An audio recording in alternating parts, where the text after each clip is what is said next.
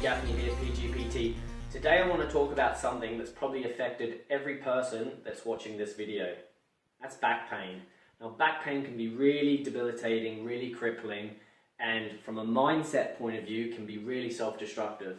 Unlike any other body part, it's really quite extraordinary.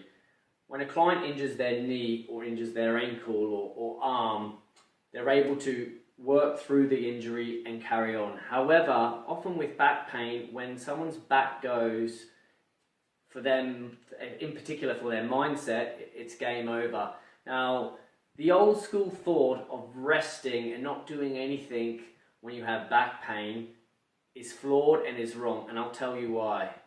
It's wrong because the mind is so important to keep active, and it's so important to keep having these little victories that you win. Now, my good friend Dr. Oliver Thompson showed us a graph the other day about back pain. It was a survey with 100 asymptomatic clients. So 100 people that don't experience any sort of signs of back pain.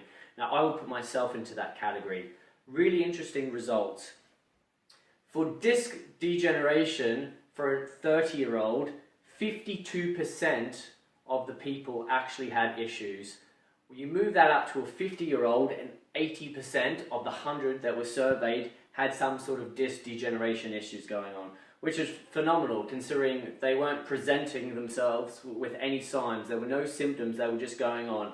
Even more so if we look at disc bulges. Once again, we'll use a 30-year-old. 40% of those 30-year-olds presented with disc bulge issues. You move that up to 50-year-olds and it's 60%. So what am I saying?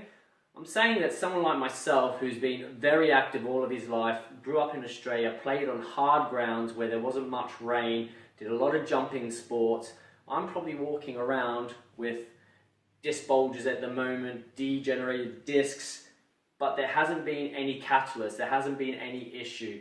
Now, there is a direct correlation with back pain and lifestyle and mindset, and I find the people that I meet, and sometimes the clients, but the ones that are the most stressed, the ones that are the most anxious, the ones that just have the most amount of sort of nervousness, if that's a word, about them in their lives, are the ones that often their back goes and then they don't know how to go and carry on with it. And, you know, making statements already like, I can't do that exercise, that'll hurt my back. It really does start up here. Back pain should be treated like any other injury, whether it's knee or ankle or anything. You test and then you move forward. And what you'll find is once you start actually doing these exercises and doing it in a controlled manner, like a squat or a lunge, but under the guidance of a trainer, that it's low impact, that you're actually, you'll be doing the exercise regardless of whether you have the pain or not. But I think the overwhelming significance of doing exercise as opposed to resting and stopping everything for 6 weeks is far more important for the mindset. So that's my blog today. You know, I think people that do suffer from back pain, look at your lifestyle, look at your quality of life, look at your rest periods, look at your stress levels, your sleep patterns, because they're all interlinked.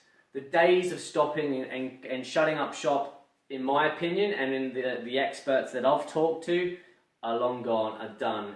If you suffer from back pain, now I must just add the following point. Now there is a difference between back pain, which is isolated, and neurological pain, i.e., you know, you've got back pain and you've got pins and needles running down, you know, your foot, you can't feel your toes.